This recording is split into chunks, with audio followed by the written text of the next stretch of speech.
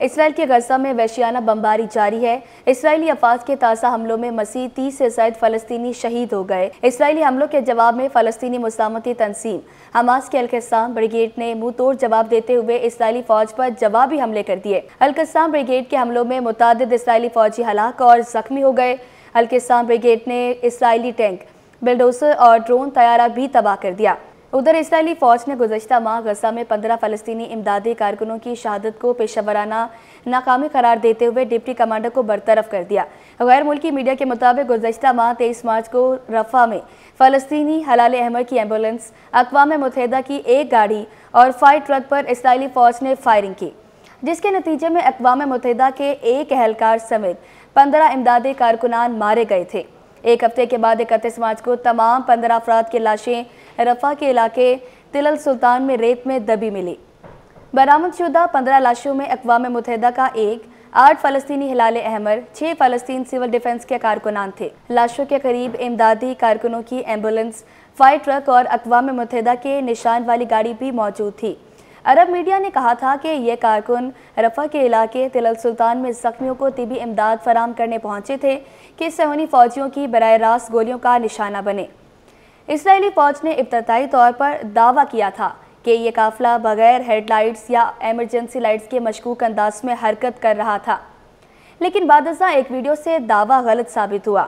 امریکی اخبار new York Times کی جانب سے جاری ویڈیو میں گاڑیاں ایمرجنسی لائٹس کے ساتھ واضح طور پر دکھائی دے رہی تھی اور عملہ بھی وردیوں میں تھا۔ تاہم اب تحقیقات کے مطابق اسرائیلی فوج نے تسلیم کیا کہ گزشتہ ماہ غزہ میں 15 امدادی کارکنوں کی ہلاکت ایک عملی غلط فہمی اور احکامات کی خلاف ورزی کا نتیجہ تھا۔ اسرائیلی فوج کی جانب سے کی گئی تحقیقات میں کئی سنگین کوتاہیوں کا انکشاف بھی ہوا، جبکہ واقعے میں شامل یونٹ کے ڈپٹی کمانڈر کو نامکمل اور غلط رپورٹ دینے پر برطرف کر دیا گیا۔ اسرائیلی فوج کا کہنا ہے کہ مارچ میں غزہ میں پیش آنے والے واقعے میں 15 امدادی کارکنوں کی ہلاکت کی وجہ پیشہ ورانہ ناکامیاں تھیں۔ اسرائیلی فوج نے ایک بیان میں کہا کہ تحقیقات کے دوران واقعے میں کئی غلطیوں، احکامات کی خلاف ورزیوں اور واقعے کی مکمل رپورٹ نہ دینے کی نشاندہی ہوئی ہے۔ تاہم فوج نے اس حملے میں ملوث فوجیوں کے فیصلوں کا دفاع کیا۔ اسرائیلی فوج کا کہنا تھا کہ اہلکاروں نے اس واقعے کے دوران اندھا دھند فائرنگ نہیں کی، بلکہ انہوں نے ایک واضح خطرہ محسوس کرتے ہوئے فائرنگ کی، جسے فوج نے عملی غلط فہمی قرار دے دیا۔ تحقیقات کے نتیجے میں 14ویں بریگیڈ کے کمانڈنگ آفیسر کو سرزنش کا خط جاری کیا گیا، جبکہ اس واقعے میں ملوث بٹالین کے ڈپٹی کمانڈر کو عہدے سے برطرف کر دیا گیا۔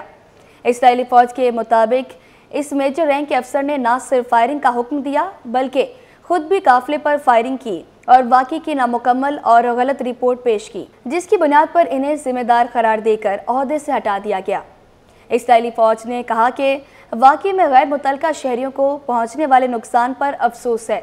اس سے قبل اقوام متحدہ اور دیگر عالمی تنظیموں نے اس واقعے کی آزادانہ تحقیقات کا مطالبہ کیا تھا۔ اقوام متحدہ کے مطابق 7 اکتوبر 2023 کے بعد سے غزہ پر جاری اسرائیلی جارحیت میں 50,000 سے زائد شہری شہید ہو چکے ہیں، جن میں کم از کم 1060 طبی کارکن شامل ہیں۔